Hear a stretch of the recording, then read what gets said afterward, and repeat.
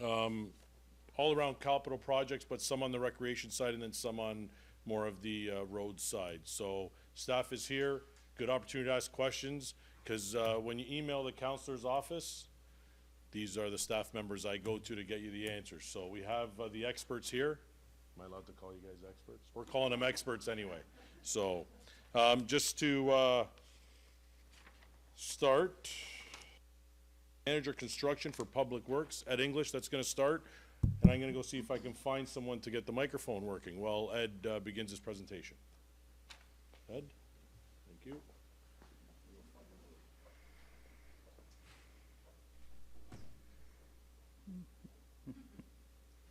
There we go. Good evening, everyone, and welcome to our Capital Budget Ward 14 meeting.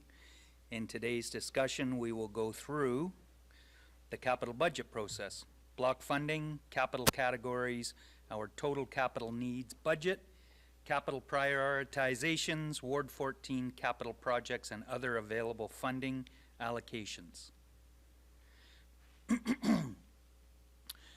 With this meeting, our aim is to show a clear and transparent approach to managing our capital investments, particularly in the context of our road infrastructure.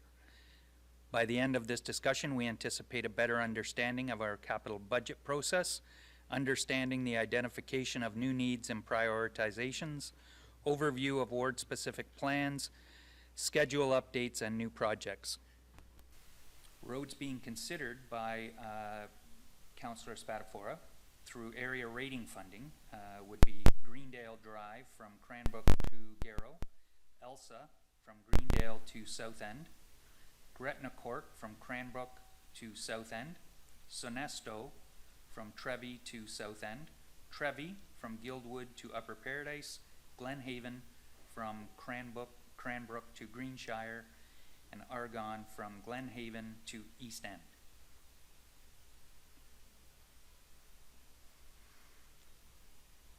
The Canada Community Building Fund, or previously known as the gas tax, started in 2021, where each councillor was provided $2 million. We have completed Falkirk neighborhood, which has a bit of monies on hold during the warranty period.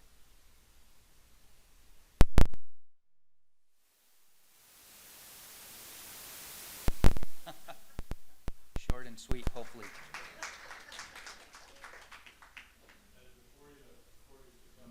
Yes.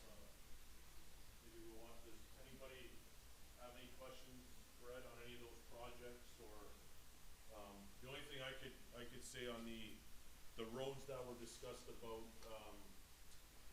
the roads that are being redone that were part of the councilor's direction, those roads are based on conditions that we get from city staff after they've been out to grade the condition of the road. So we don't pick the roads because I got a cousin on one street and a brother and a sister. The roads are picked based on how badly the condition is. And the other thing we have to look at too when you redo a road is the infrastructure that's underneath the road. So a shave and pave is a lot cheaper. It's something that I can probably provide through our area rate funding. But if we have to tear the road up and redo infrastructure, that's a capital project that we wouldn't be able to fund through our area rating. So I just wanted to clear up how we pick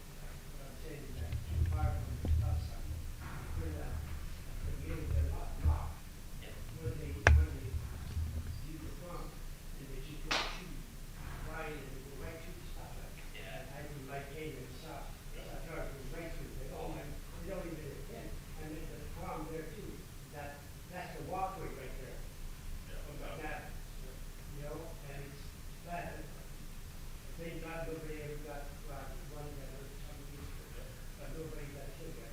But people come out from there, in the scooter with we call it, Yeah, scooter. Well, skateboard and bike, they don't stop, they don't look, they just, Different. every day somebody. different department, and won't, and not that he can't help, won't help us there, it's just not his department, so. No, I can, you know, when these roads come up for reconstruction, sometimes there's opportunity for, if it's a larger project, sometimes there's opportunity for,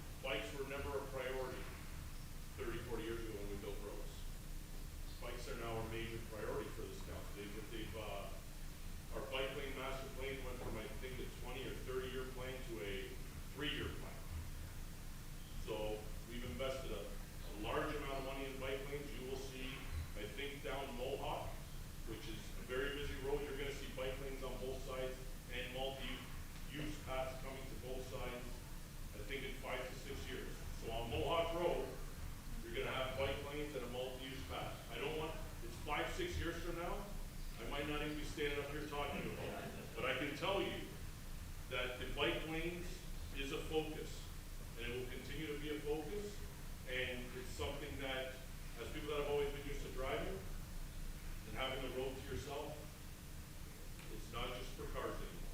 Pedestrians, bikes, cars, buses, electric scooters, you know, there's not just vehicles on the road anymore. And your hand is probably, your arm's gonna probably numb, so it's been up for a while, so, we'll come back to you after, okay? Go ahead. I think we all have lots of questions. Yes. Thank you for your knowledge and your patience in this. Is there some sort of warranty on the road repair?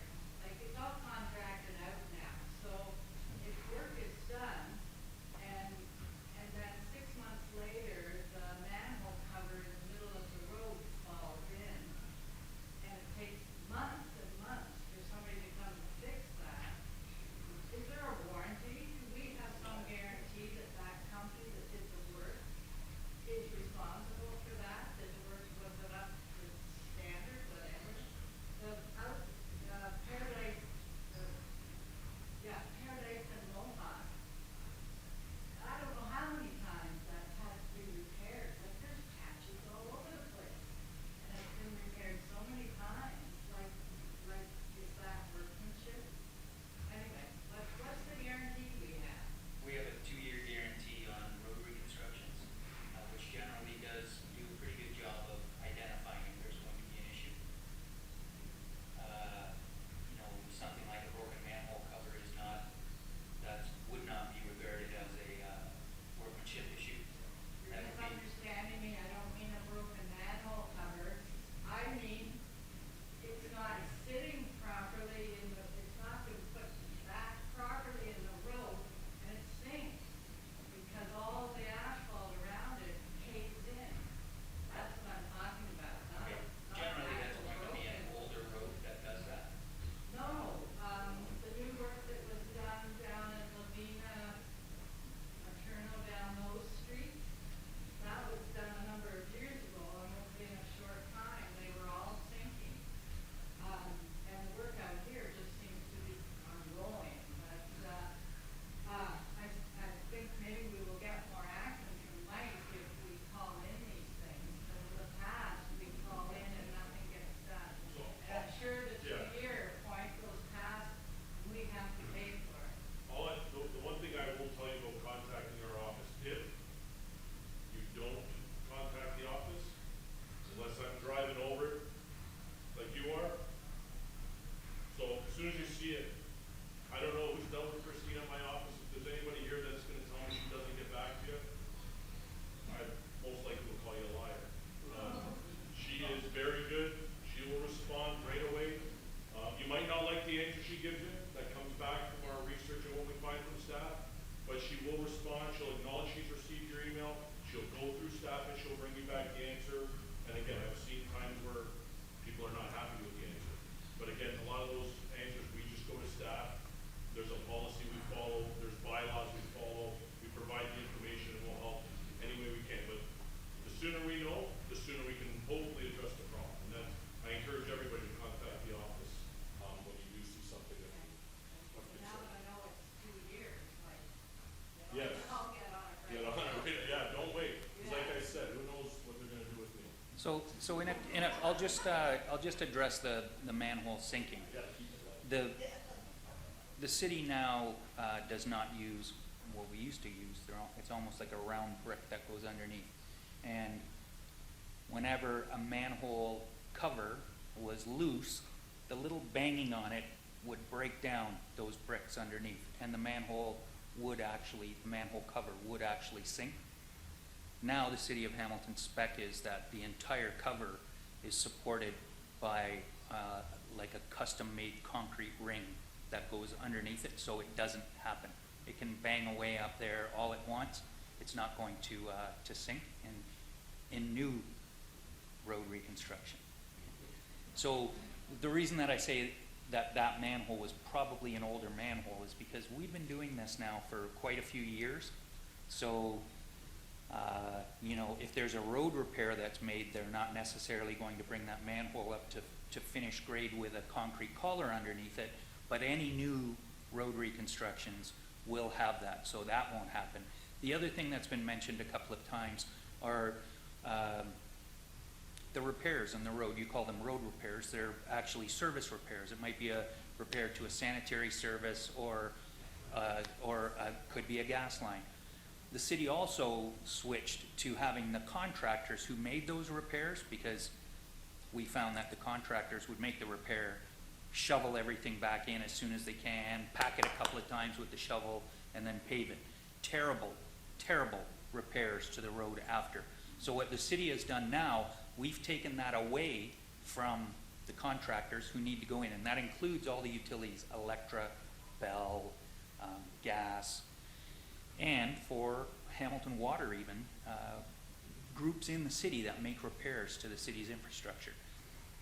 And we have a group now that has a contract with a number of different contractors, and their sole purpose on these projects is to do a proper repair. And it's inspected and certified and not paid for until we're happy with it. So that's for all new road repairs for any type of infrastructure or utility. So that's good news. When did that policy go in? Because they just did one on Mohawk Road. Mhm. In the spring. Yep. And they dug up the road and they just threw dirt back, because they didn't come back to it. Yep. And threw tar on it. Yes. And it sunk multiple times. Yeah, so what happens is the call comes in, they make the road repair, they get a permit. We're holding back the money that it will cost to make that repair properly. So there's a backlog of these repairs. There's a lot of them that were done previous to this that we're also trying to get at. So all I can say is that repair will be made properly. It's unfortunate that it's been there since the spring. Yeah. So a lot of times when these things happen also is the time of year. If we do a repair now, we're not going to do, you know, a full-out proper repair right now because the weather is not conducive to packing it and to putting surface course asphalt on it. So it won't be a good repair.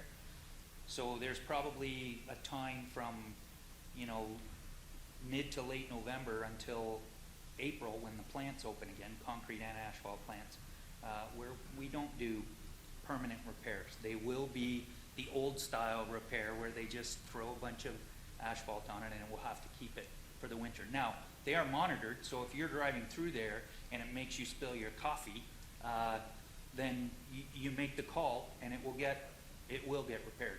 The cheap tar that they got. Yeah. Flex on it, and you're constantly washing it Yeah, around. we don't, this time of year, we don't, when we can get to the repairs quickly, we'll put that KP on it. It's cold patch asphalt, so it's asphalt, but it's not. When we can get to them quickly, we'll put that on it. If we're not going to get to it quickly, we will actually put hot mix asphalt on it because it will set properly and it won't go flying all over the place when you drive over it. And then make the repair, as I said, when the weather's more conducive. Thanks, Ed. No problem. Thank you.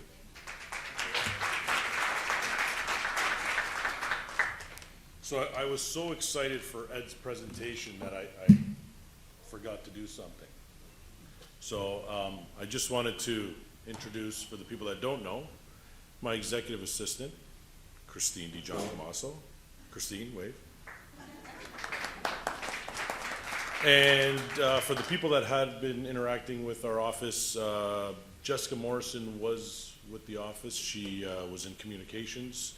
I think her last piece of work might have been the pamphlet, but Jessica is off on maternity. She had a baby boy.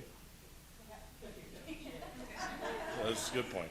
And Sydney Waxman has joined our office, and she's, again, working with communications, and she's also a special projects coordinator. So, hi, Sydney. Okay, moving on. Our next presentation is going to come from the Healthy and Safe Communities. We have Don Walton, who's a manager in Healthy and Safe Communities, and we also have Acting Director of Recreation, Steve Spadafora, who's sitting at the front trying not to take up too much attention, but he is here. Don. So I'm going to talk a little bit about the planning process as it pertains to recreation, and talk a little bit about all of the different departments and divisions that have a role in your recreation facilities. So the City of Hamilton adopted, approved actually, the Recreation Master Plan last year, and that is a guiding document that speaks to the recreation portfolio and allows us to be responsive and planful and to really look at what we have from an infrastructure perspective, and speaks to how we should be reinvesting in existing infrastructure and looking at how we handle growth in the City of Hamilton. So it's a long-range study, and it looks at the needs over the next 10 to 20 years. And right now, although we have identified the needs until 2051, the Rec Master Plan really is focusing on the next 10 years. So that 10-year capital planning window that we all use for reporting purposes. And the plan itself had 85 recommendations that went with it. Now, some of them speak to our infrastructure, some of them speak to parks infrastructure. So although it's a recreation master plan, it speaks to recreation amenities within parks. I know, confusing. You probably already had a park conversation earlier. So we all work very collaboratively. Recreation speaks to the need, and we operate recreation facilities. Parks maintains and operates our parks. My colleague, Robin Ellis, who will be up later, she's going to speak to the strategic planning and capital compliance portion. They actually build our projects for us. So they handle my money. So I got the money over here, and she gets to spend all my money, which is lovely. And she looks to us for direction and to the community for direction. And then we have one other unit that works with us, our operations and maintenance unit. Also with Public Works, they maintain our facilities.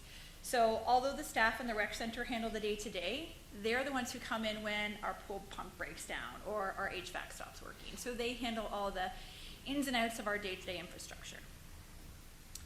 So right now, our existing portfolio of facilities is on average 40 years old. So what that means is everything's coming to the point where it needs a lot of money. And so the Rec Master Plan is helping us prioritize that work and helps us understand what we still need in the portfolio and where we might need changes in that portfolio. So basically, the plan is to maintain what we have, plan for future growth, and ensure that everything we have is operating effectively, is operating safely, and it's meeting the needs today. So again, for buildings that were designed 50 years ago, no different than our roads, they met our needs from 50 years ago. So we need to make sure that if we're keeping infrastructure, that what we have in place is actually going to speak to what we need tomorrow and not just today. So it's forcing us to have a look at some of our older facilities, Sir Alan McNabb being one of them, attached to a school property, where it may have met the needs back in the day when we were building schools and we needed places for young children to recreate. But now we've grown and the community's changed, so we need to make sure that that facility is still going to serve our longer term needs. And it's one of the sites that will be continued to be discussed as we move forward in that 30-year window, 20 to 30 years, to ensure that what we have is big enough and it's going to help the larger community and the changing community. There are a few key recommendations that speak specifically to Ward 14 assets, so I'll focus on them tonight. The first one is that we undertake a renewal project at Chinook Twin Pad Arena, and that is a short-term recommendation. So for the master plan, short-term recreation or short-term recommendations are between 0 and 10 years. Medium-term recommendations are 20 to 30, and long-term are 30 and beyond. So this is a short-term recommendation, which means we should be dealing with it soon. And Robin's going to come up and speak to that a little bit further in detail as next steps. The other piece we have is to redevelop Chinook Outdoor Pool, which is a medium term. So this one can be put off for a little bit longer. That being said, as I mentioned earlier, our buildings are old. So we will be paying close attention to Chinook Outdoor Pool because some of the infrastructure within that facility, the filtration room, some of the pumps, they're nearing end of life. So although we don't need to look at redeveloping it for 10 years, we might need to look at fixing it and keeping it operational from now until that 10-year window. So these are the difficult conversations around investing community money and investing from the levy. It might make sense to put a Band-Aid on it today so that we can continue to use that facility if we don't have the millions of dollars to put into it. As long as we're planning for those millions of dollars to be put in down the road, And we're planning for now, whatever we're going to do in the short term is really a short-term solution and not a longer-term solution for something we're gonna take apart in 10, 15 years. And the last thing I wanted to identify is Sir Allan McNabb Recreation Center. For any of you who are swimmers, you know we just had a big closure at the facility. Hopefully we saw a bit of improvement. That was a bit of a planned closure with the school board. So the school board identified that the parking lot that we share needed refurbishment. We co-paid for that, so we split that bill 50-50. We went in and we got that parking lot refinished. Knowing we were gonna be down for an extended closure, we took the opportunity to have a look at some of our life cycle needs at that pool. We're trying really hard to minimize the impact of the community by working with, all of our planned life cycle projects whenever we have opportunities where closures exist. In this opportunity, we not only did the resurfacing, we put a new water heater in the pool. We did a grout and repair to the tiles that were in the pool. We did some drain repairs on the deck and in the change rooms. We replaced the jet pumps in our hot pool. We did some light fixtures on the pool deck, and we did some interior painting. The trend you'll notice is the first half of that list you would never see in a million years. You don't know if I did anything in that building because you're not gonna see my mechanical. So what we have to do is make sure that if we're gonna shut down, we want the community to see something. So the opportunities to spruce up the facility are just as important as keeping the mechanical going. So that's why we did some painting, and you'll start to see that trend in recreation where we'll close, do some mechanical, and do a bit of a spruce up as well so the community sees the impact.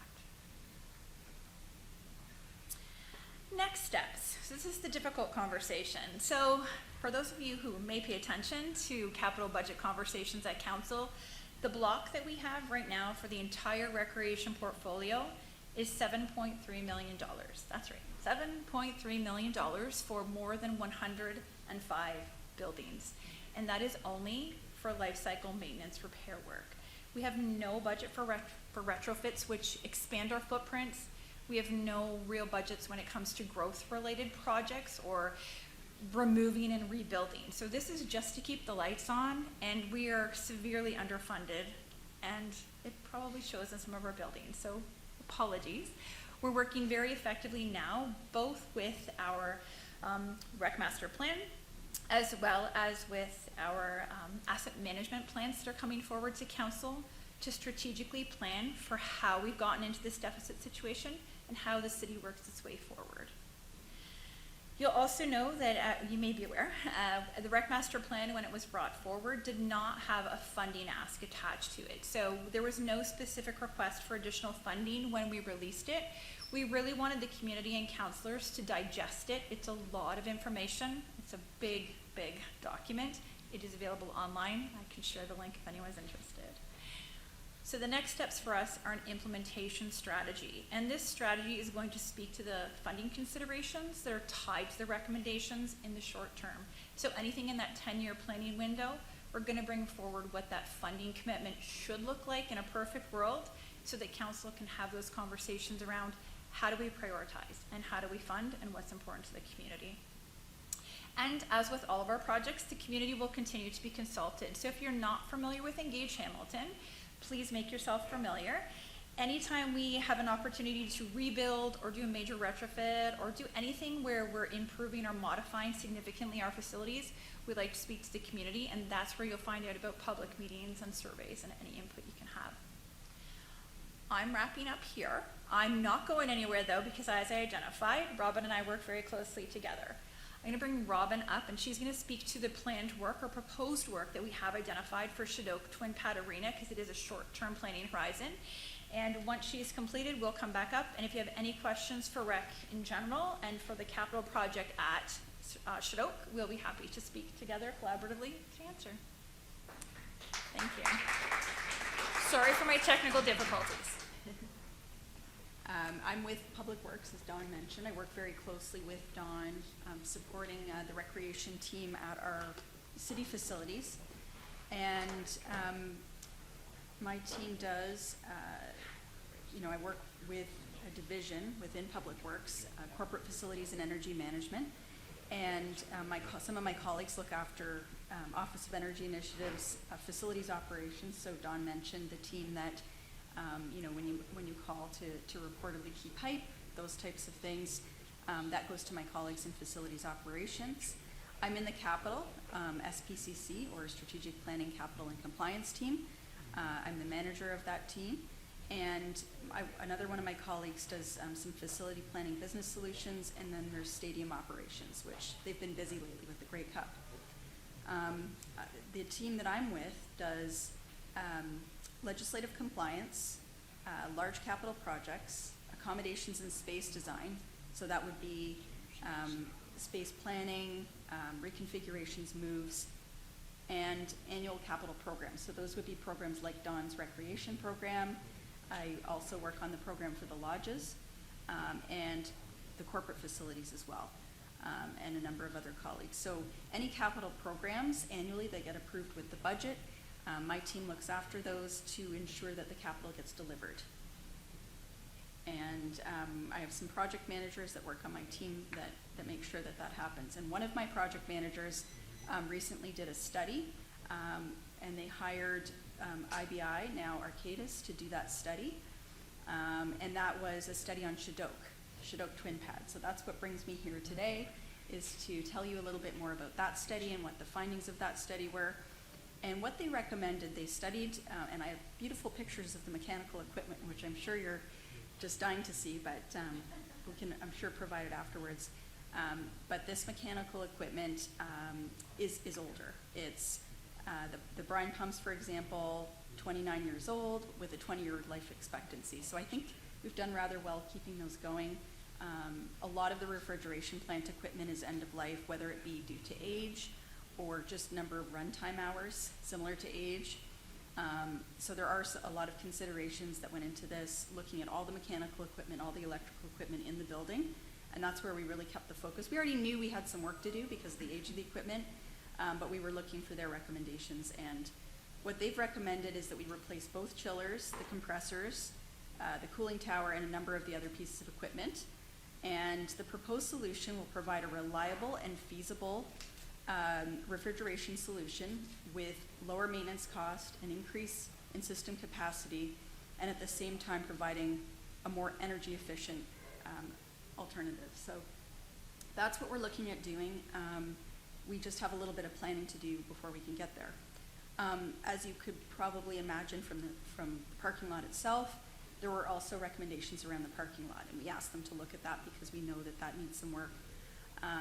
So they looked at the paving, so paving the parking lot areas and the driveways, which will involve removal and replacement of the pavement. We have drainage and stormwater management to consider, so sub-drains will need to be added. There's not a lot of stormwater management built into the system that's there, and that's potentially part of the problem, and will improve the lifespan of any new pavement that we put on there. There's also the climate lens to view with respect to stormwater management. We will be getting the storms, so we need to manage it. Subgrade compaction, this is also a consideration. This is kind of getting into Ed's world potentially. Just understanding that to eliminate soft spots, we'll need to do proper compaction, and when we're doing proper replacement, we need to have settlement in mind and avoid cracking of the new pavement. For accessibility, that's a major consideration for this parking lot. It's a public parking lot. It's for a recreation center, and we want to build accessibility into it. We might as well, when we're going to redo it, we should do it correctly and ensure that the existing drop-off turnaround has additional parking stalls included, and we need to relocate the accessible parking spot to be adjacent to, a little bit closer to bocce courts, for example. There's a number of considerations of path of travel, and we need to make it more accessible for the public. The existing accessible parking spaces on the southern edge of the lot should be upgraded to meet current standards. The standards have improved over time, so we want to be cognizant of that and meet that requirement. And so I also had a lovely visual of the parking lot, not actually that exciting, but kind of gives you the overview of both the new construction planned and the sub-drains and the line painting, so that you can appreciate there's quite a bit of that going into it.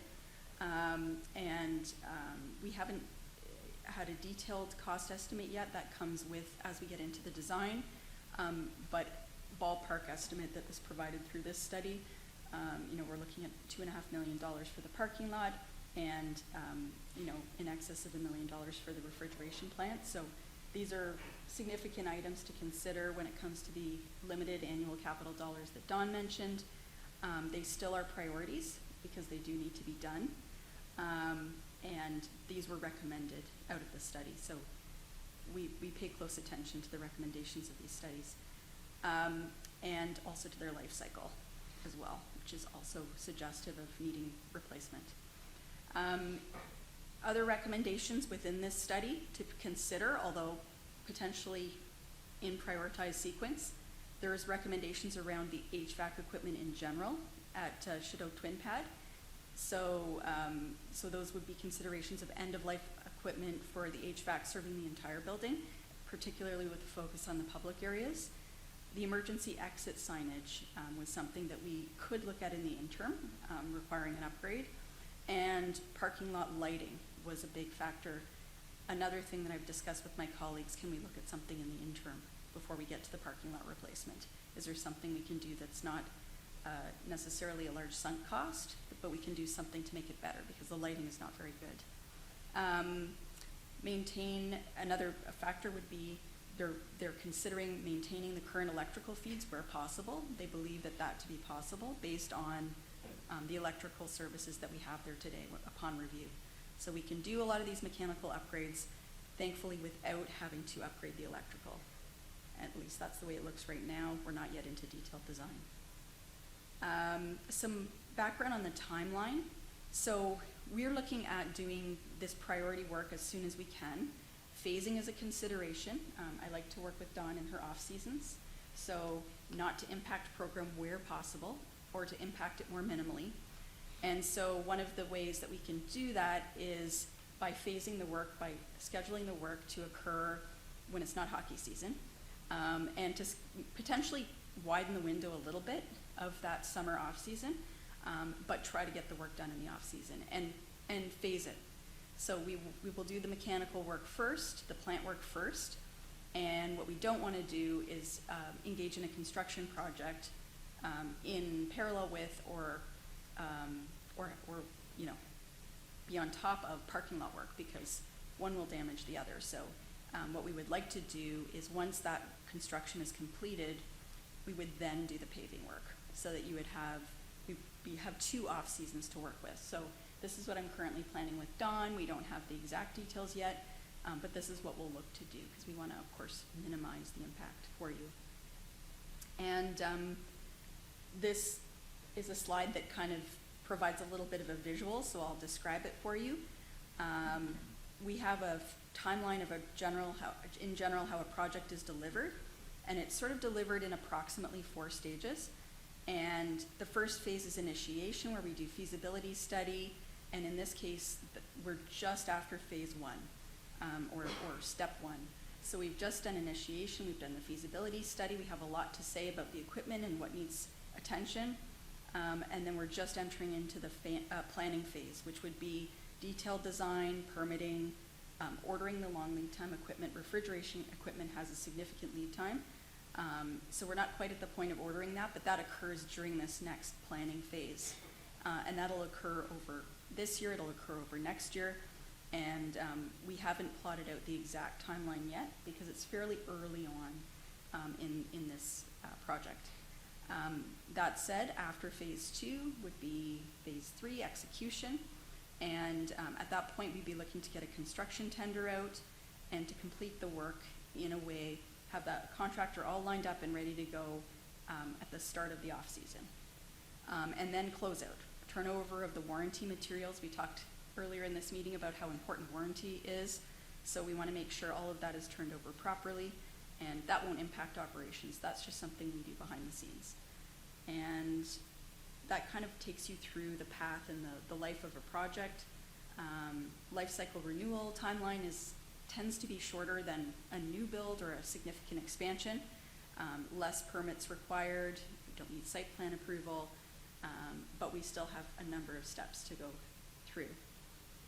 And then just, to give you a little bit of a background, and Dawn has done the same, about our aging infrastructure in the city. It's, in the case of facilities, we've quantified it with help from a team that does audits of all our facilities over a long period of time and is able to tell us the life cycle costing, when different life cycle items are due at each facility. And from that, we know that we are at $350 million in overdue or coming due in 2023 infrastructure renewal replacements. And we have, as Don mentioned, in the recreation portfolio, $7.3 million. The $350 million is across all of the city's buildings, so more than 500 facilities, more than just Don's buildings.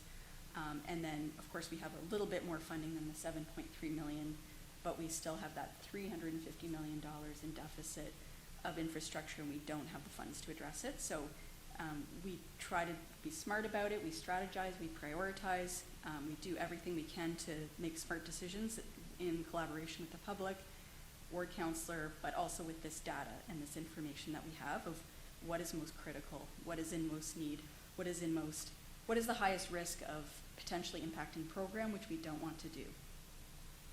And of course, safety comes into it and things along those lines. We have to keep the public safe as well. And we prioritize accessibility. That's very important, and the climate lens. And these are all considerations. This project in particular would improve the efficiency of the facility, which is great.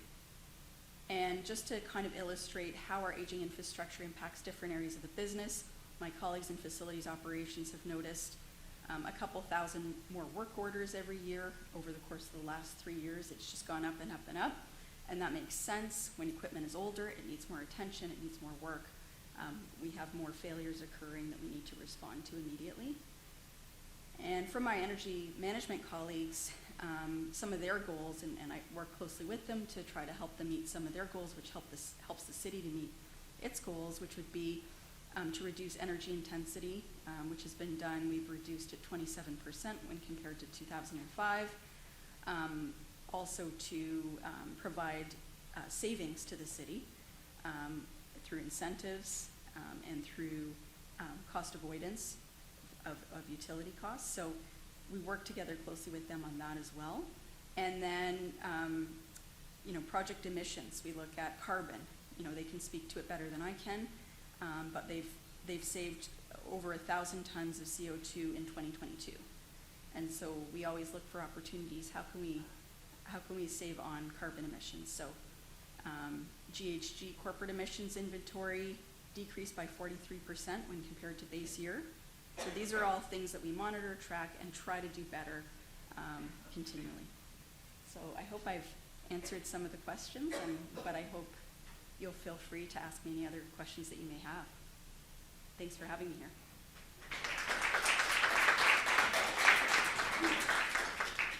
So just one comment for me that everybody's probably wondering, the Shidok Arena project has nothing to do with me.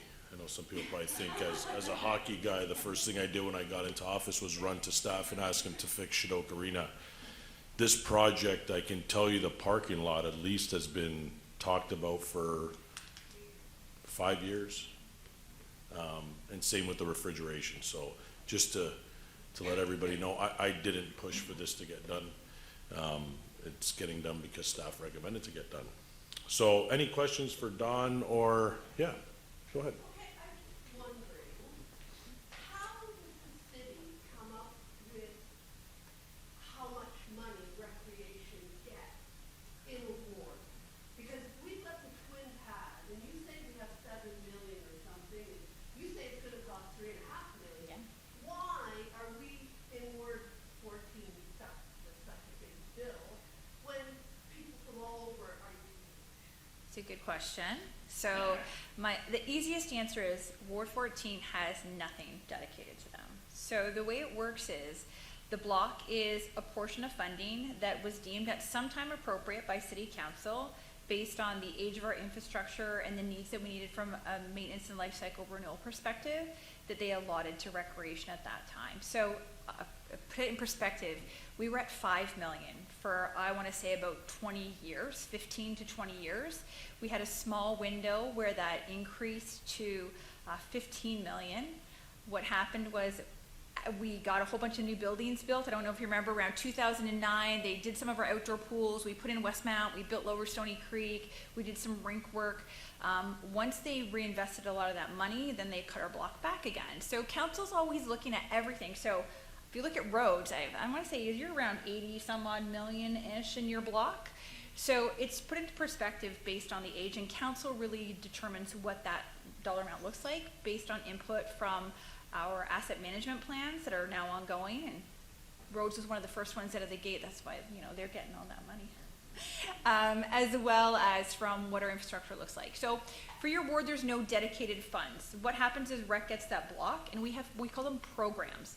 So nothing is dedicated to a building, everything is dedicated to a program. So we have a recreation center program, we have an arena program, a senior center program, a roof program, a parking lot program, mechanical program. So these components, these programs are all funded with just a base amount of money. A few $100,000 here, $500,000 there, $1.5 million here.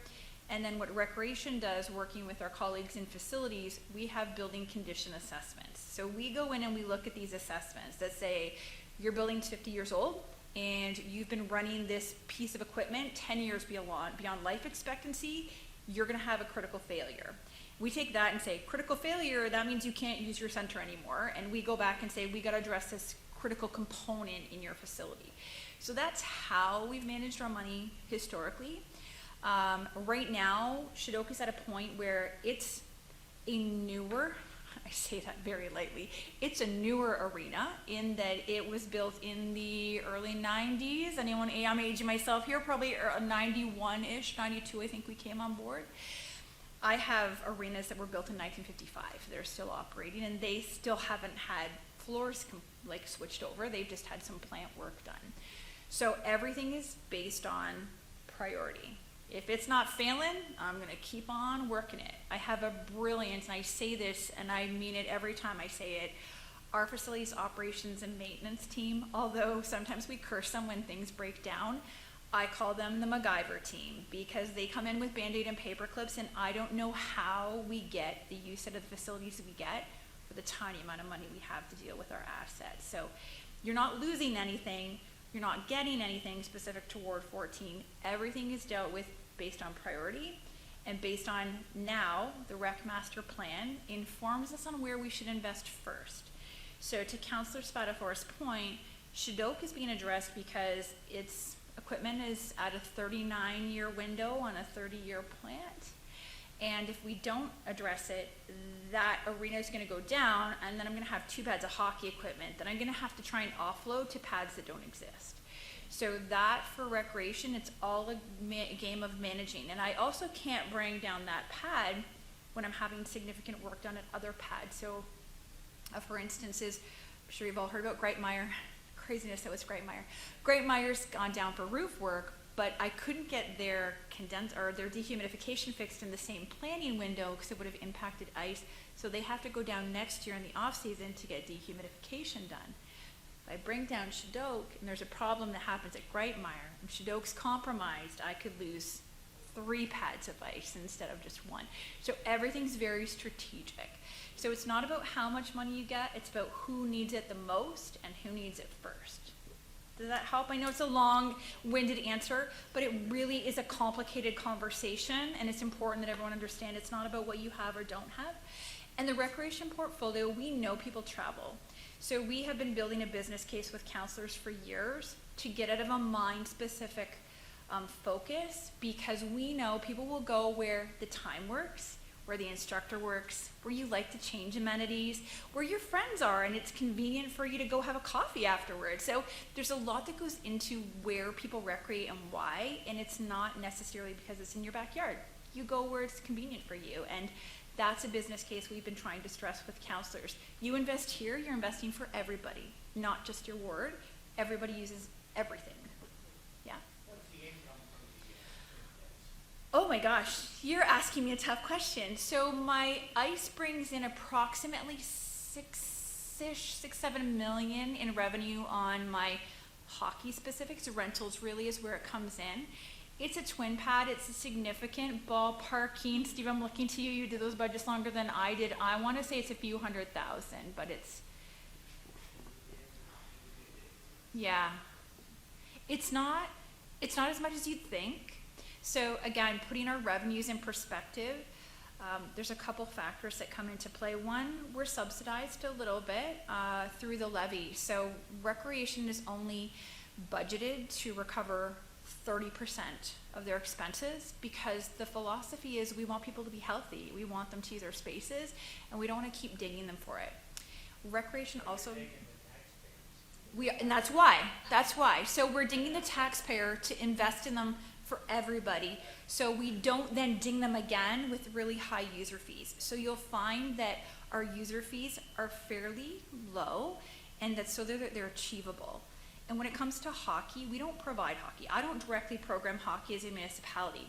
I rely on volunteer associations to organize sport in the community, and they do a darn good job of it. And so what we can give them as a municipality is access to those spaces at a discounted rate, because the priority should be healthy community, sport development, investment in our community.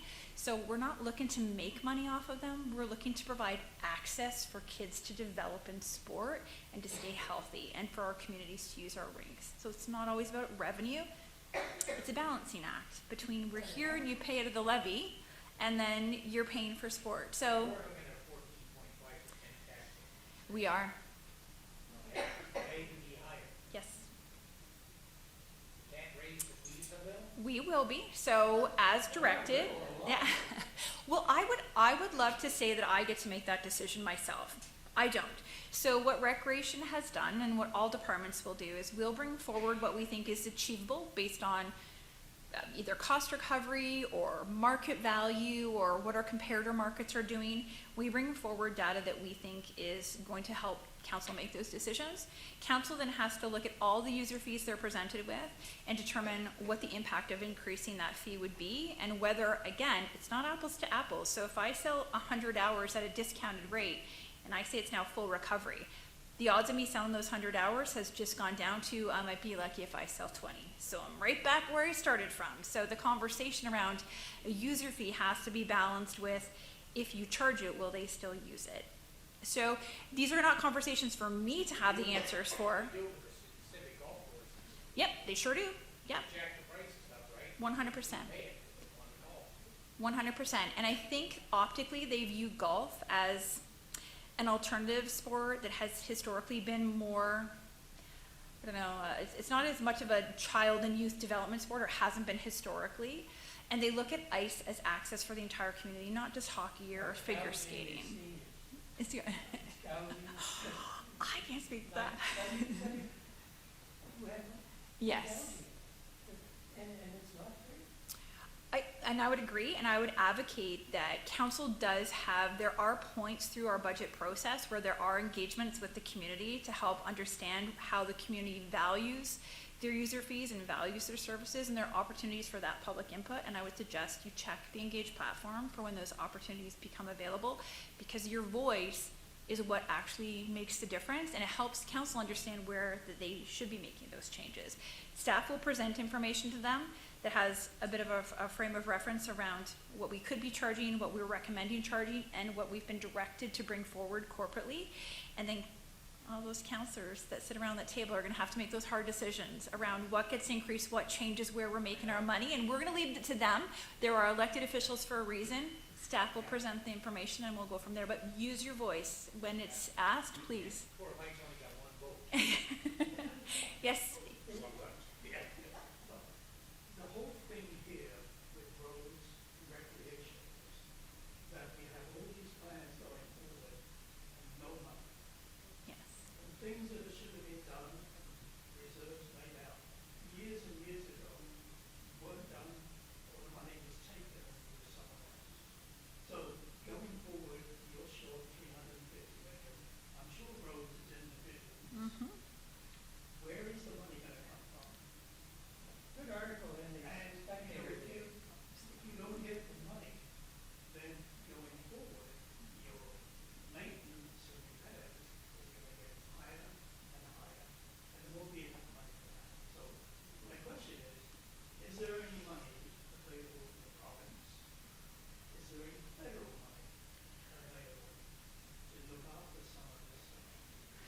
So we are, very good question, thank you. We have noticed the trend from provincial and federal governments that when municipalities come forward with these types of pressures, they know how some of our older municipalities are dealing with aging infrastructure. It's not just a Hamilton problem. It's a London problem. It's a Toronto problem. It's everyone's problem that's been around for any period of time. Unfortunately, we never had the foresight as municipalities to really invest strategically in when our buildings were new. And it's just something that when you buy a new house, you never think your roof is going to fail. You just spend your money until your house is leaking and you got to fix it. Unfortunately, sometimes happens in municipalities as well. So now we're in the position where we are going to have to make those decisions. I can say that some of the funding opportunities that have come forward in the last few years have been specifically to address these infrastructure needs. So there is an awareness, whether it's going to be enough or whether it's going to be when we need it or it's going to be strategic enough. I do know that we've started seeing some trends around reinvestment in municipal recreation facilities where we haven't been able to apply for grants. Now they're opening up strategically for those streams. There has been some awareness around infrastructure reinvestment as opposed to building new. So I'm hoping that this continues and we can advocate as a municipality to continue to have these conversations with the province. It's a big problem. But yeah, I think there is awareness, but everyone's looking for the money these days. And until facilities start closing and we're not offering services anymore and the community really starts to get up in arms, unfortunately that's what happens. This stuff breaks down. Yeah, unfortunately, we are the highest or second highest city in Ontario as far as taxes go. So there's got to be a limit. Agreed. How much you can be squeezing out. Agreed. Is there such a thing as municipal bonds? Is there money to be created by bonds? You're asking the wrong girl. That would be Mike Seeger. That's for corporate finance, and I can't speak to that. I can just speak to my portfolio. My apologies. Yes.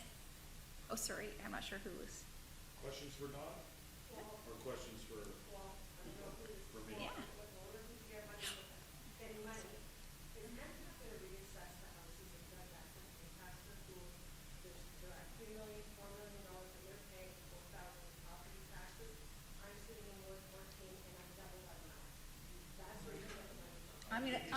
You can have, I think we're moving away from recreation, Don. I got a feeling we're moving away from recreation, so. Thank you. Thank you to, everyone for, all the staff coming in and presenting that information. We're gonna get into the fun stuff now. So, in regards to, NPAC and the reassessment, so there was, an article a few months back when, GM Mike Zegaric was asked about impact. So, the provincial government froze the reassessment, I think 2018, so there hasn't been a reassessment. So everybody's like, well, when they reassess my house from 400,000 to 800,000, now my taxes are gonna be based on the 800,000. Doesn't work that way. So as the value of your house goes up, the taxation rate changes. So you're not gonna see, you're now getting 6% tax increase on 800,000. To address the question about Ancaster and Dundas, I know there's some older homes that have been there a long time that I would say the property taxes are probably lower. There are newer homes that there's people in Ancaster paying $25,000 for property tax. They don't have sidewalks, they don't have HSR. So all those things come into play when the taxation rate is charged, what you get for what you pay, all those things. To say that 14% is acceptable, I would say is not. I can also tell you that 14% is not going to be the property tax increase. It'll be lower. Will it be low enough, in my opinion? No. I think there's definitely hard decisions to be made. I don't know that every counselor around the table is gonna want to make some of those decisions, because some of those decisions are gonna affect programming, employment. I mean, are we looking at jobs? Can we afford to pay all the staff we have? But I think as things keep getting worse with inflation, interest rates, cost of food, cost of all those things that are right now all mixing together, I think you have to look at everything. I don't think you can just say, well, we've never looked at jobs and we've never looked at removing program. I think everything needs to be looked at because the affordability, the ability to pay is the big thing. We can have a 30% increase. If people can't pay it, doesn't really make sense. So I can give you my 2 cents and what I believe for tax and how we should approach the budget per se. Again, someone mentioned I'm only one vote. Thank you for saying that. I am only one vote. I know there was a motion that was going to come forward to cap the municipal increase. I believe the number that was coming forward was 4%. The one tricky part to that was a municipal tax cap. So when you pay your taxes, let's call it 10% because it's easy. That 10% is not all municipal tax. So there's a lot of things in that 10% that are downloaded from the provincial government that we have no control over, that it just gets passed on to the taxpayer and the taxpayers pay. So if we had a municipal tax cap of 0%, say the city of Hamilton is going to charge no property tax increase, just whatever you've been paying until now, you would still have an increase because of the provincial downloading that comes. So we can have a cap of 0 and your property tax would probably still go up anywhere between 3 and 4% for the downloading that comes from the province. Things that used to be funded from the province that are no longer funded, that are now falling on the municipality to fund, or there's financial money that was coming in that no longer is coming. So it's going to be a difficult few months as we work the budget because I think there's going to be things that are going to be looked at that I don't think were ever looked at before. I'm prepared to look at anything, but we have to find ways to reduce the burden on the taxpayer because it's 14% is not acceptable. And I can tell you that in talking to the finance department, we're not going to be at 14, but I don't think 9's acceptable. I don't think 7's acceptable. I mean, I voted down 6% last term because I think we overspent on some areas that, although could have been important, although should be invested in, the timing with everything that was going on with COVID and the interest rates growing, there was the inflation, all those things compounded. I don't know that it was the right time to start spending additional money. We probably should have been looking to save knowing what was coming down the pipe over the next few years.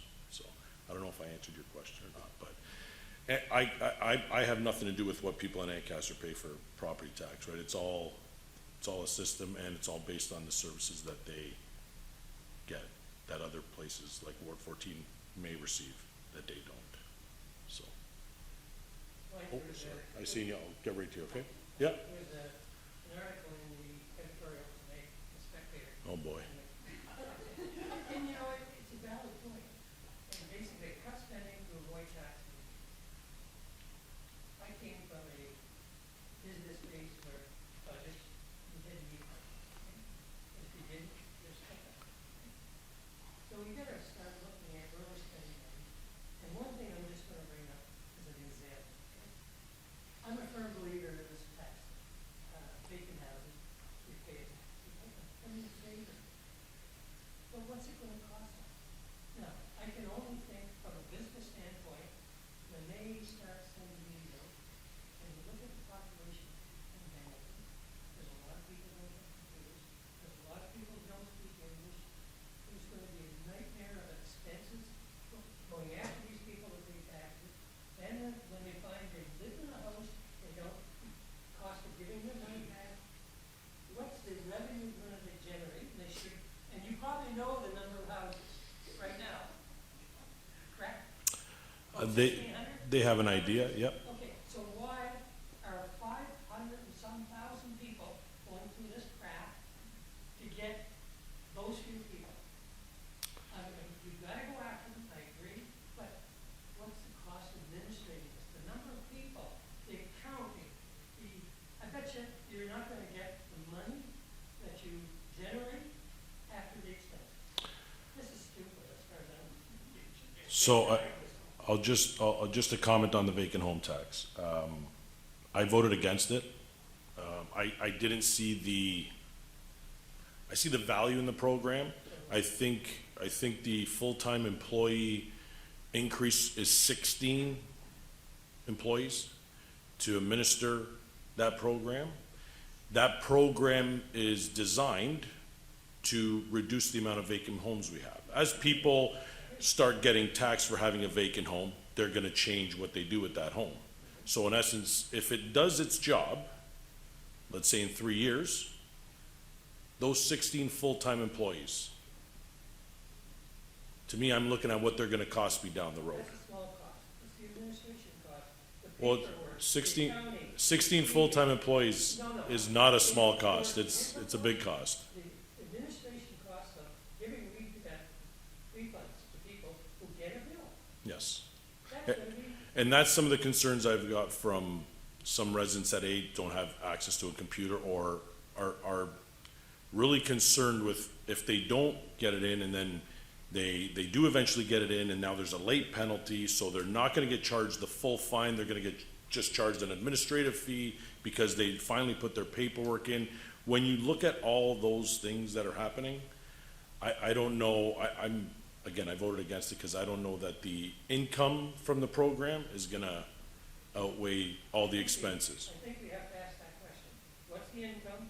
What's it gonna cost? It was in the report, and the report will tell you that we are gonna make enough money to cover the new employees and all the administration of the program. But that's just based on a report.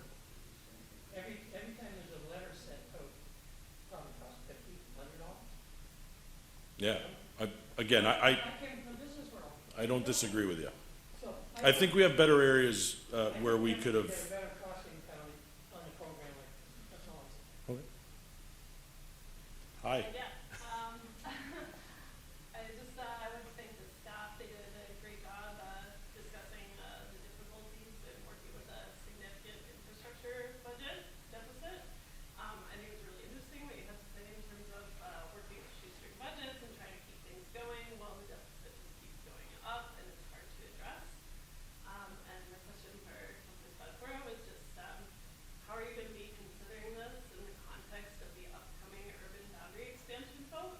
In terms of the, we all know it's much more expensive to build new infrastructure for houses that don't exist than to try and fix our existing infrastructure. So I'm just wondering how you'll be considering that with the upcoming vote. Yeah, so we have the urban expansion, recommendation from staff at planning was to remove the lands that were removed, to keep them and freeze the urban boundary, as was the recommendation of staff. And we'll be ratifying that on Wednesday. I'll be voting with staff's and planning's recommendation. The only thing that I would say to the urban boundary freeze is that we need to be, just like bike lanes, we need to become more comfortable with larger projects. So as we freeze our urban boundary, do we have room to provide units that we need to provide? We do, within the urban boundary. But we won't be able to do that by building 2-story towns, single homes, 3-story towns. We're gonna have to build towers. And I'm not saying that's a bad thing. All I'm saying is not everybody wants a tower in their neighborhood. That's just the way it is. I'm okay with the urban boundary freeze. I think there was some pieces that that has had residential on one side of the street for 40 years and across the street, nothing. Those areas, I think if they weren't farmland, could have been looked at. But for me, I'm in full support of what staff recommended. I'm supporting planning committee, but residents definitely need to understand that you will see a 12-story building. You will see a 10-story building. I think 45. I don't know that you'd see a 45-story building in Ward 13. Bayfront, West Harbor, yeah, West Harbor's. I hope I answered your question, sorry. Good, Yeah, thank you. Thank you. Are we still gonna be able to see waterfront? Absolutely. And the other thing I will tell you on the waterfront, just since I have you, the entire waterfront where the new development is happening, the city of Hamilton owns all the land down there. So one of the concerns that I've been hearing from people is, well, once you get one tower, second tower, third, the private developers are gonna come in and we'll just have towers everywhere. that stretch of land, and Ed, you stop me if I say something wrong, okay? It's all owned by the city of Hamilton. So we have full control over what goes down there. The tower, the way it was brought forward is more of, it's just that tower. And and again, it's 1,600 units down on the waterfront. I think it's gonna be a beautiful community that everybody is gonna be able to use, not just for the people down there. I think it's gonna be way more accessible for the public, much more public parking, and it won't be on the surface, because it'll be underground, which I think is great, because it makes the walkability so much better for down there. I thought I seen a hand. There's one. Just make a comment on revenue. People have to realize, 40 years ago, the city revenue was 80% industrial, commercial, because there's 50,000 people working in Bayfront. Mhm. That is flipped now. It's 80% residential, 20% industrial. Yes. That's why we're paying less. We don't have the commercial and industrial. The It's burden. going to get worse. The burden definitely has switched from the days that, Stelco and DeFasco were in their, and Steel Car were in their heyday. We need to try to grow our commercial tax base. Difficult to do. We do have the airport employment lands that will generate some of that, but again, the climate change concerns as well makes that development harder. So it's not gonna happen overnight. Generating a commercial tax base is not something we're gonna see in 2-3 years. We're gonna see that over a long period of time. I mean, if you look at Pittsburgh, the city of Pittsburgh was like Hamilton, was a steel city. That's all they had was steel. They generated all their revenue off being a steel city, and now they're a tech city, well, more computerized city. So for us, we need to invest in, the McMaster Innovation Park and all the research that comes from that, the airport lands, because Stelco's never gonna be what it was before. DeFasco's never, like those, I think we've seen the biggest they'll ever be. If anything, they're gonna continue to shrink, which means the revenue from them continues to shrink, and taxpayers like us will continue to feel that burden for a long time, unfortunately. And that's why, again, the budget and making difficult decisions, the next few years are gonna be extremely difficult. But you gotta make those, you have to make hard decisions. We're not gonna be able to just go there and say, well, okay, 10%'s good, let's move on.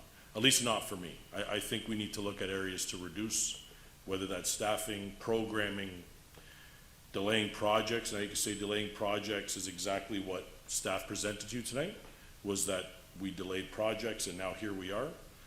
But I don't know that we can just say, well, we can't delay no more, we're gonna charge you 24% for your property tax because we need all this work done and we need to do it now. It's not feasible, because again, ability to pay it doesn't exist. So, yeah. What about selling assets, like the golf courses? So the golf courses are up for a review right now. The city, even the real estate department, is looking at different assets that we have and, and selling those assets, whether it's surplus land that we have that we can't use, or there's at least not a use for the city, selling those lands off. It's difficult. There's some people that believe, generating revenue, and this isn't me, but I'll just tell you, generating revenue is not the job of the city of Hamilton. I disagree. I think we need to look at ways to generate revenue so that the shareholders, being the taxpayers, see a reduction in the money that they need to fund the city. So I think we're looking at different avenues that probably weren't looked at previously, or at least supported previously, but I'm open to anything that's gonna reduce the burden on taxpayers. We can't continually just go back to people and say, hey, I'm sorry, we need to do this, so we're gonna raise your taxes. Hey, I'm sorry, we need to do this, I'm gonna raise your taxes. It's eventually it's a bubble that's bursting as we speak. It's not gonna burst, it's bursting as we speak. So I can tell you that from where do I stand when we get into budget season, I'm gonna be looking at ways to become extremely, frugal, efficient, and again, there's gonna have to be some stuff that's put on the back burner. And maybe some stuff that was decided to move forward needs to be reversed and kind of pushed aside, because we just, It's just pushing everything And again, the balancing act that we talk about, what, you know, I could tell you right now, if we can go and spend 100 million tomorrow, you give them 200 million, we could spend all kinds of money. But the problem is, the federal government, I mean, if they would just help us with housing, I'd be happy. They don't help with much, if any. Same with the provincial government. This is not something the municipality can take on and win. We need help from the higher levels of government, because as they download expenses, they download them on the taxpayer. I can't run a fundraiser big enough to help the city, unfortunately. Yeah, In all the talk that we've had recently, yeah. I never heard anyone talk about savings. Savings, okay? If you're not making enough money, that's costing you, you know, we're at the point of being broke, the city. Mhm. Okay, including us. Okay, there's the two ways, you can look at ways to make money, but also you can look at waste. You can look at contracts, you can look at everything that the city does, and you know, with a microscope or whatever, and save whatever savings you can get, because I really feel that the city of Hamilton could save a lot of money. Okay, but we need to have the good, I mean, there's a lot of educated people, that are running city hall, you know, we have lawyers, we have all kinds of people. How did we get into this mess? Okay, would you be comfortable to say that 5 years from now, we're gonna be any better than what we are now? Would I be comfortable saying that? Yeah. No. I wouldn't either. There's a lot of levers that are involved. This is not just a city of Hamilton thing. There's only one way here. There's only one thing. Mhm. They do, the message that we have to, as tax holders. Yeah. We have to tell the people that are running our country, which is local, provincial, Mhm. federal, that there is no more money, and you're not gonna get any more money, period. They gotta understand that. I hear you. This is not a situation where you could say, well, we put it up. We already done that. How did we get to this mess that we're in? I've been here a year, and I'm not passing the buck. I've been here 1 year, and I can tell you that I agree with you. I want to find efficiencies. I want to save money, and if that is cutting programs, if that is looking at closing facilities, if that is selling things off, I'm open to looking at anything. But at the end of the day, we have to look at it. I'm open to looking at it. But if 15 other people are not open to look at it, I can tell you I am. So I ask for those things. We have to change the mindset of the people that are running the city, provincial and federal.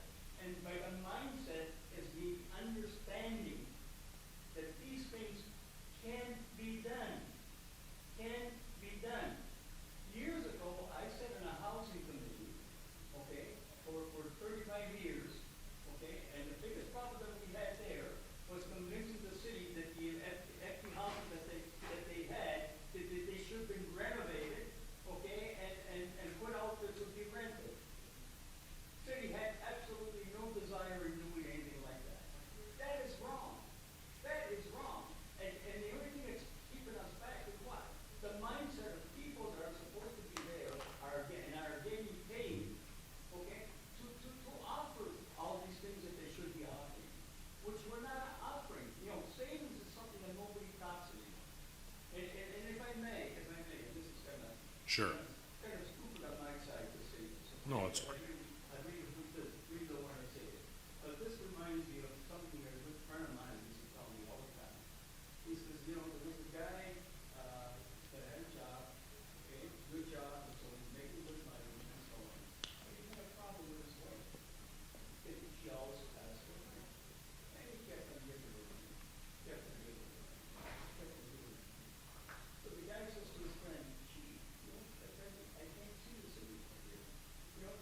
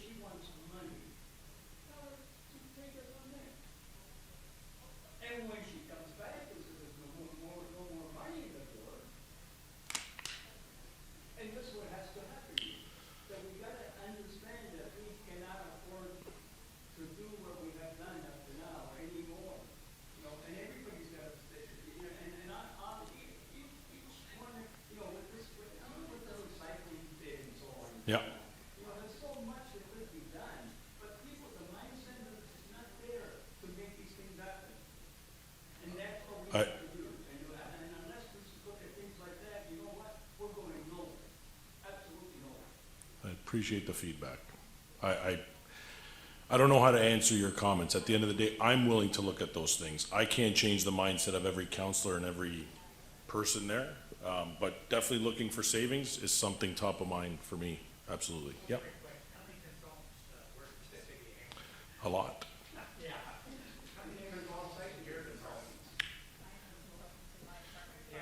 Consultants are on a need basis. So as we need, if we feel we don't have the expertise in-house at a department, then we go to outside consultants. If we're at a point where that specific department is stretched so thin that everything or something that council asks for, keep in mind, council will ask for something.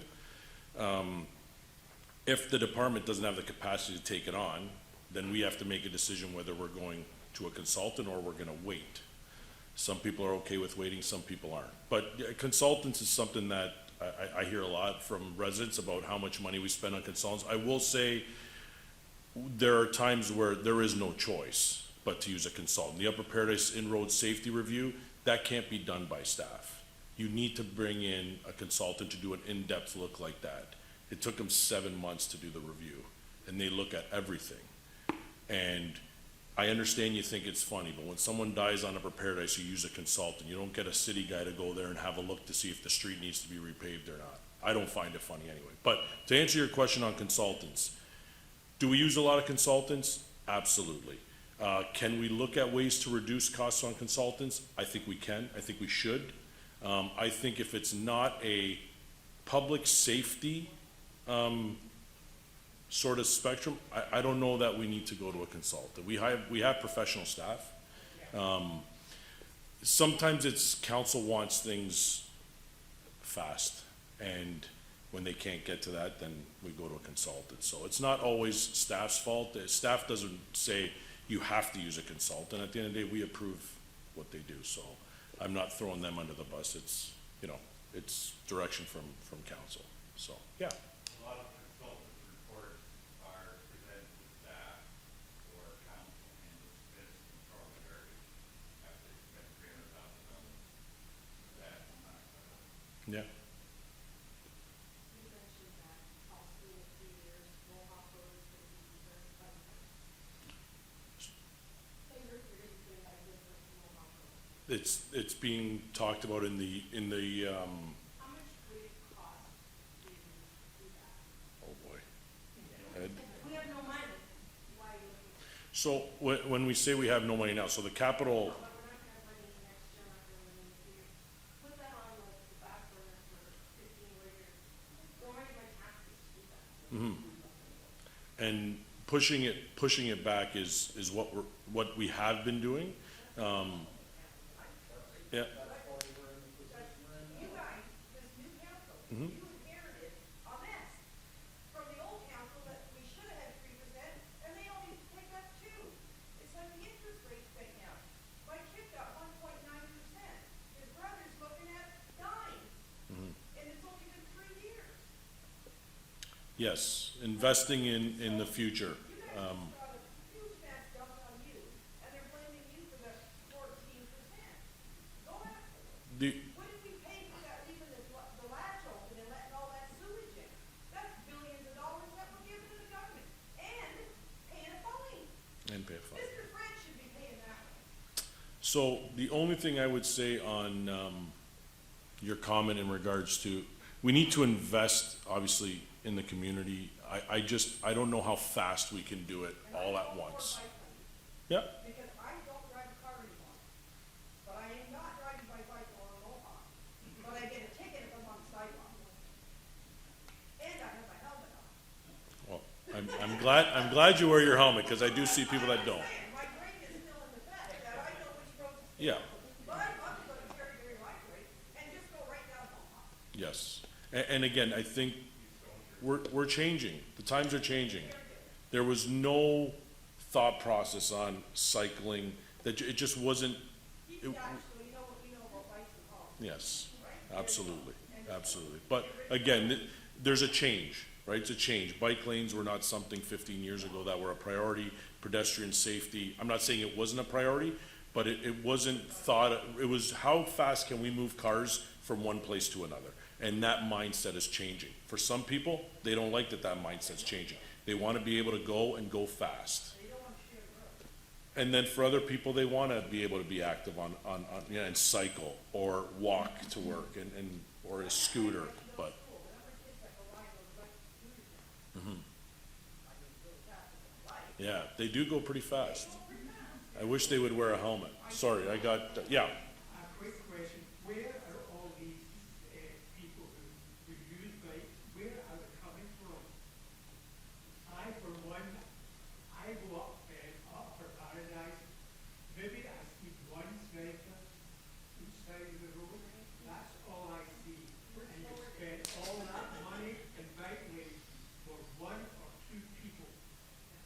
Yeah, and I think it wasn't put the bike lane in, and as soon as you put it in, we're gonna stop driving cars and riding bikes. I think we're in a transition to where people didn't feel safe to ride their bikes on the road. They didn't have a place to ride their bike. I gotta ride the bike where the guy driving a pickup truck or a big car, I gotta drive with him. We gotta drive together. And we're not gonna get people to use bikes if we expect them to drive with regular cars. So, Could we not educate the people more and have more cops in the vicinity? To give people tickets to violate these laws? I would love to have more police. I haven't had one resident tell me not to get rid of enforcement. Actually, the question I get is, why don't we have any enforcement? I can't remember the last time I seen a police officer parked doing radar in a neighborhood or checking if they're going through stop signs.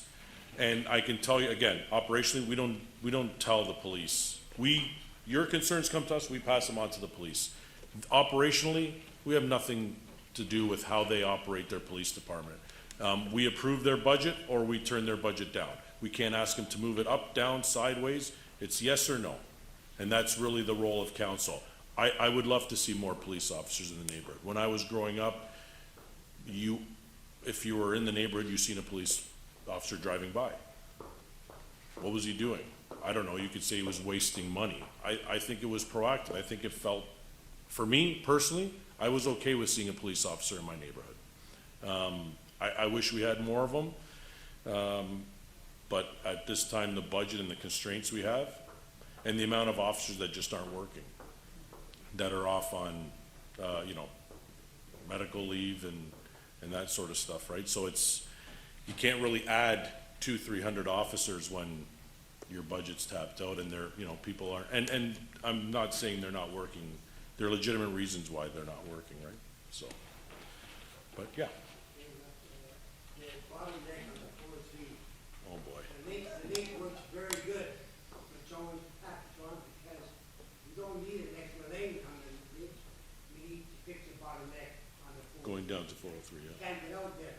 We got two lanes trying to go into one when one's already blocked Yep. by the coming from Ancaster down. Can't get Yeah. in because Ancaster's coming down the 4 and there's no way for the 403 for the link to get on the 403. Those are conversations that are happening, but again, for us to, first of all, we're not funding that, and it's, that's a provincial thing. Yeah, but, and even that, I mean, we can advocate for it, but for us, at least for me, I think sometimes we lose focus on what we as councillors need to focus on, which is the essential needs for the taxpayers, be it sidewalks, roads, garbage pickup, snow removal. Those I think are the core jobs of a counselor. I think at the end of the day, you pay your taxes, you want your garbage picked up, you want your snow removed, you want to be able to drive down your street without losing your front end. Those are things that I think we need to focus on. I don't disagree with the traffic jams we see every morning and every night coming up the Ancaster Hill, as they call it, but I don't know that the province is rushing to worry about what's happening there, so. Any chances on having the MTO take over the lane at the red one? I would say no. That's Hamilton Road, right? Yeah, And we're paying the taxes. What's the percentage that aren't from Hamilton that use? Pretty high, I think. The bypass going You leave Hamilton though, right? You've driven in other cities? You use their roads too? Not as much as the people on the link, I get that. I'm just joking with you, I'm just joking. Yes, yeah, I get what you're saying, sorry. Cause everybody's. Again, I, not anytime soon, but, yeah.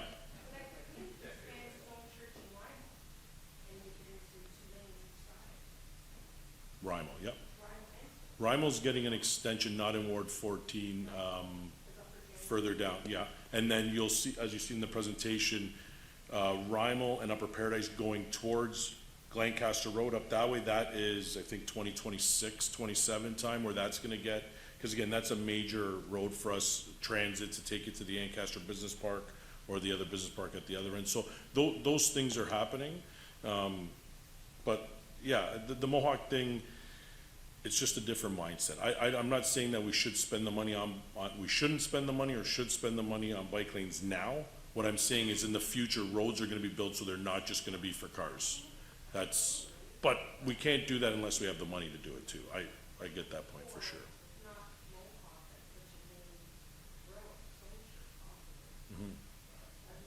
Less people drive, and then, yeah, well, the truck route would have, when they get off the, yeah, from an accident, yeah. Yep.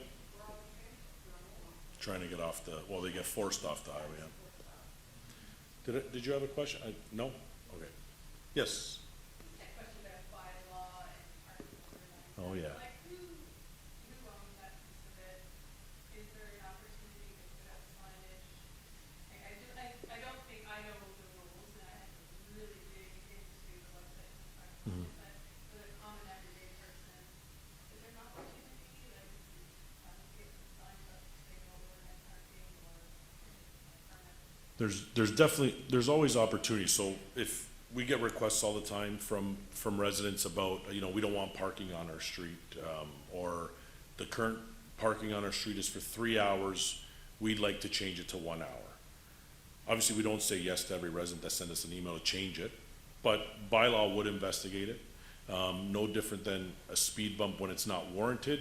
They'd ask for a petition from, I would say 80% of the residents on the road to say, we don't want it.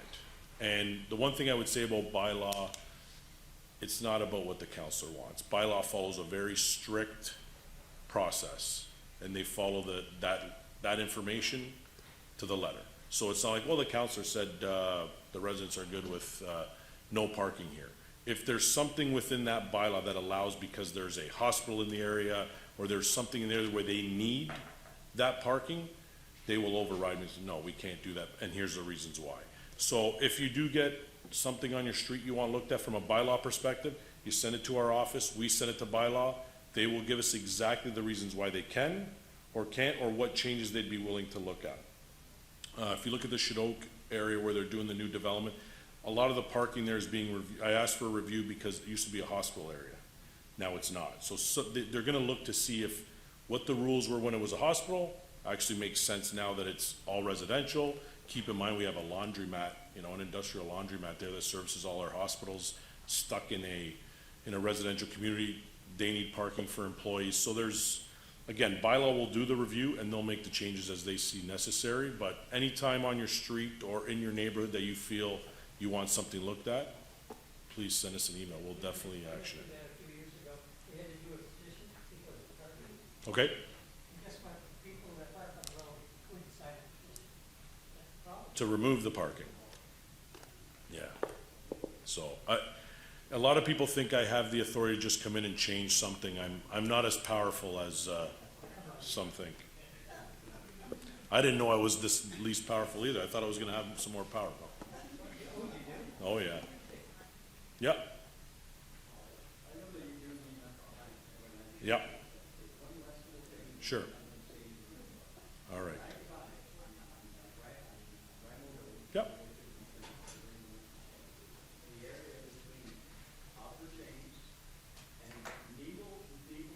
Mm-hmm.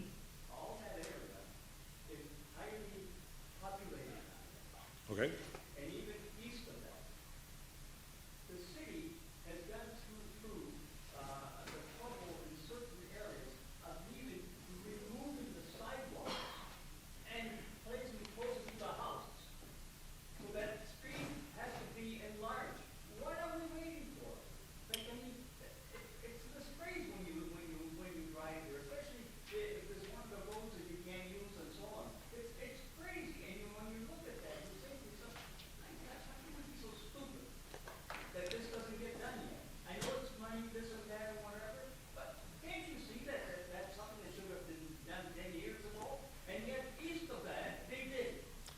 I've been called worse than stupid, so I'm okay with that.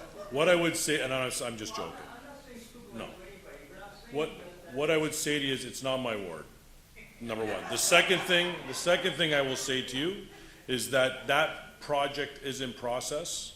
And if you talk to Councillor Pauls or Jackson, they will tell you that stretch is getting done. If it's not, yeah, next year or the year after, but it's definitely already in design phase, it is getting done. And again, goes back to budgeting. That job was probably budgeted for 5 years ago, and it's now coming to fruition. That's just the way the budget works. So we don't budget something today and get it tomorrow, unfortunately.